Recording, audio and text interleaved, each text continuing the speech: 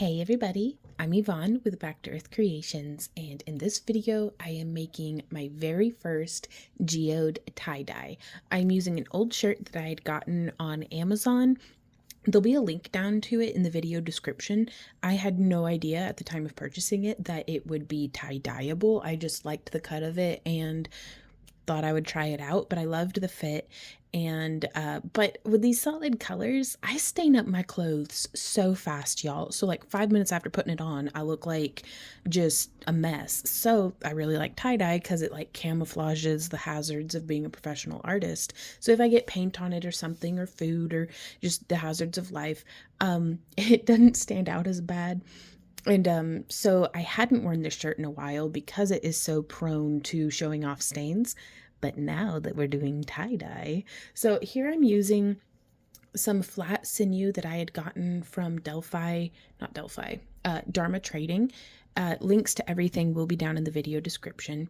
And after watching quite a few YouTube tutorials on how to do geode dyes, I had kind of gotten to the point that I've absorbed as much information as I'm going to absorb from watching other people. I need to just go ahead and do it. And in hindsight, I think I could have varied the distance between the different ties that I've done. I would like to vary doing, I did mostly 3 or 4 wraps on each of these. I think it would have been a good idea to do 2 on some, to do 3 on some, to do up to 5 or 6 on some, just to add a little bit more variation to the different lines and things of the geodes, as well as I would like more practice making it look less bullseye-y, like bullseye-ish. And so what I mean by that is I'd like to rebunch and gather the fabric each time I do another tie. That way it slowly changes the shape of the geode where it doesn't come out like perfectly circular. There's nothing wrong with that. I just really like the geodes that are like funky. And I thought I'd do 3 geodes on this. And I didn't know if it'd be a better idea to pick up 2 layers of fabric or 1 layer of fabric. So I'm trying to give you all as close to a Von's eye view as we can get on this. And I don't know if I have a preference yet of doing the slip knot down at like the base of the geode, or if I prefer starting from the tip of the geode. More data is required for sure. And also I kept finding that the transitory line between each layer of the geode, I just kind of like branch over. I need to keep that varied. I don't want it to just be a line in the same spot between each layer of the geode. I'd like to like mix it up. There's to make it look as chaotic and natural and geode-y as possible. Now I did soda ash soak this like overnight because I forgot about it.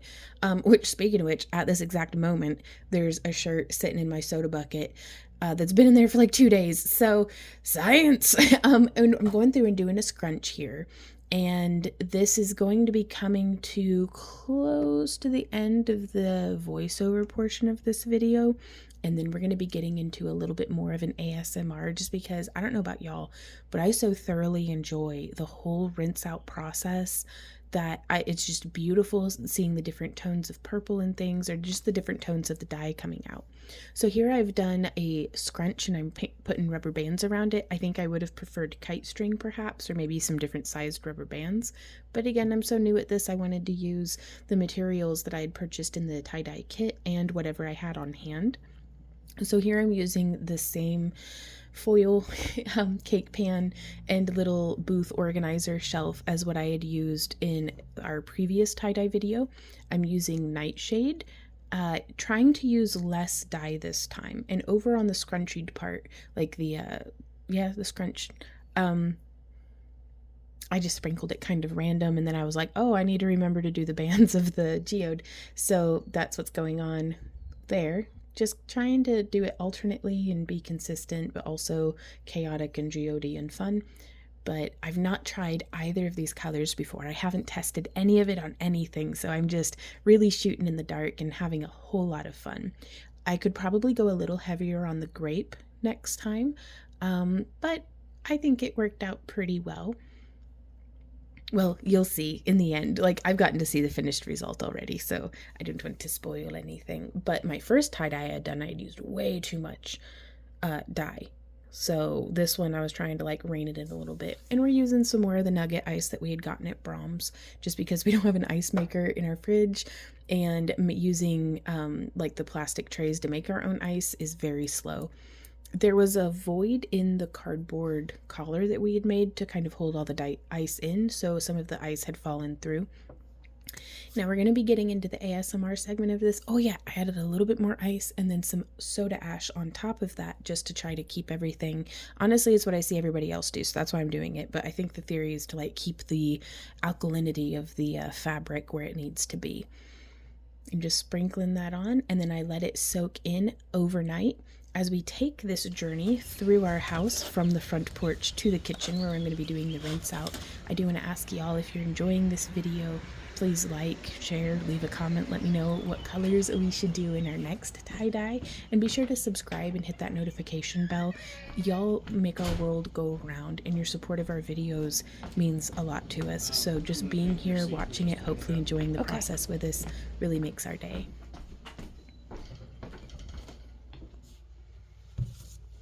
So I'm starting off the rinse on cold water, just as cold as the tap will go, and trying to rinse out all of the soda ash, again, mostly just because that's what I've seen other people doing in their tutorials.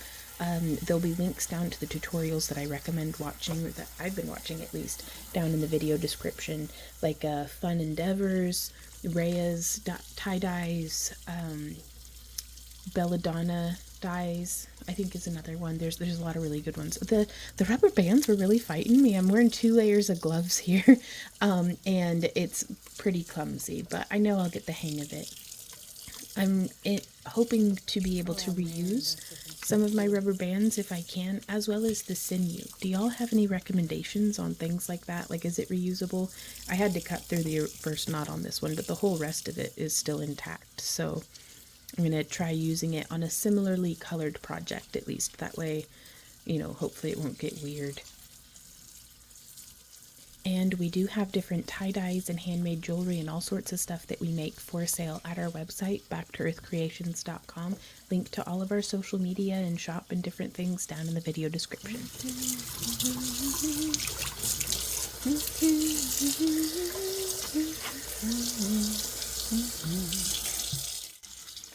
Now, voiceover Vaughn is going to take a back seat, and we are just going to enjoy the sounds and sights of rinsing out a tie-dye. I do, over the course of this, turn the water temperature up to as hot as it will go, and then I'm using Blue Dawn dish soap to, whenever you see me squirt some suds in there, that's what's going on.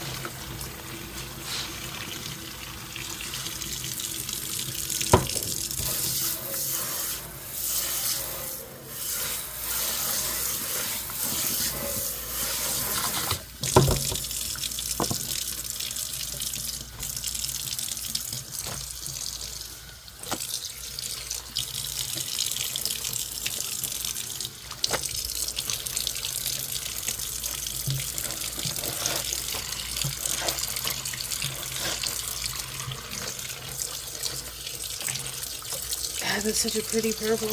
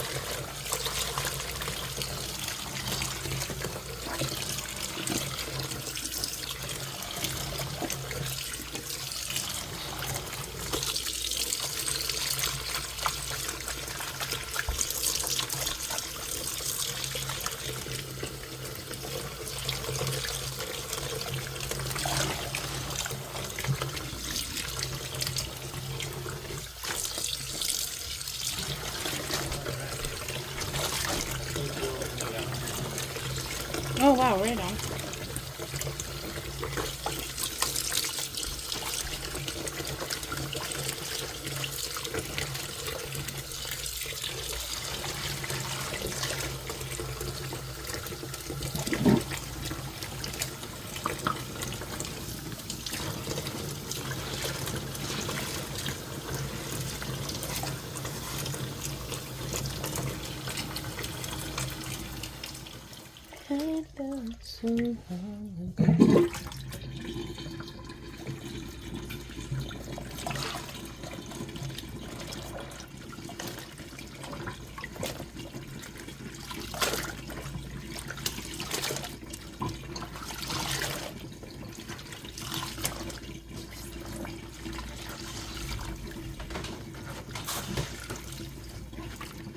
Okay guys, so let's just do it.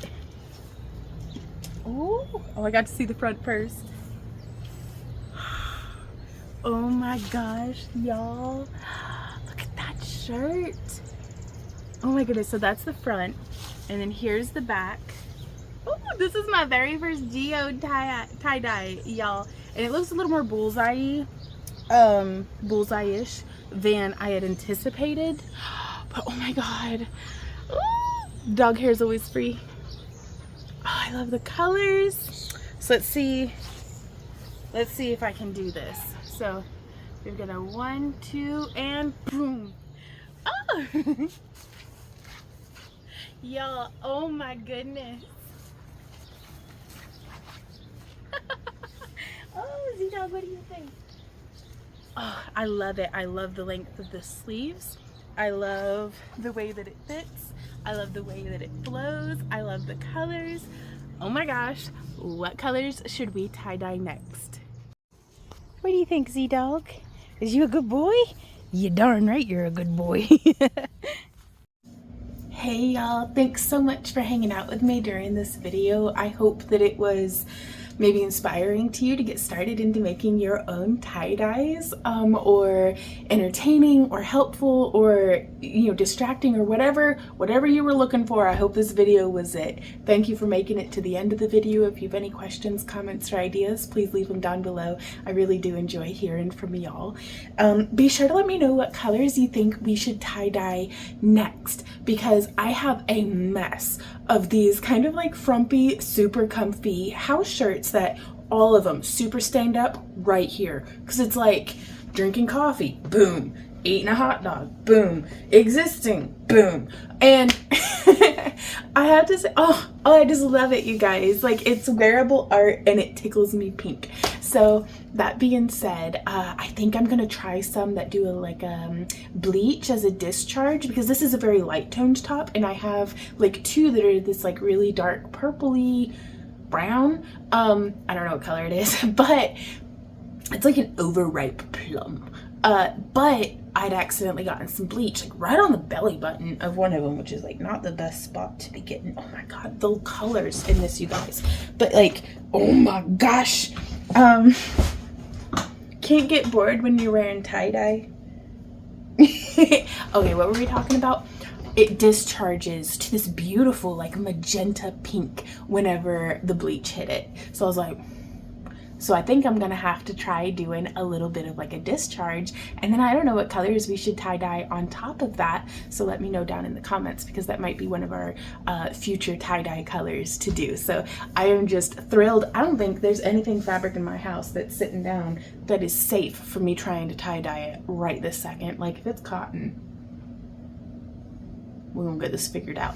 But again, say hey down in the comments. Thank you to all of our YouTube channel members, all of our Happy Crafter Club members who get our monthly craft along kits and different things that we do here. Links to all that stuff are down below though, but really I can't thank y'all enough. Like in this age of fickle algorithms, I have to say y'all are an absolute blessing. So thank you for being here and hopefully enjoying our videos. Thank you for all the likes and comments and things, but just that y'all are here at all, just it really makes my day. So I will see y'all in our next video. We do have a schedule of events up on our website, backtoearthcreations.com, where you can see just what we're doing that week. We also do a free newsletter every Monday that'll keep you up to date as well. If you like ring the bells and stuff like that, you might get notified by YouTube. But you can always check out our website and that should have all the info you're looking for. And you can also always send us an email too. So I will see y'all next time. And until then, happy crafting. Mwah!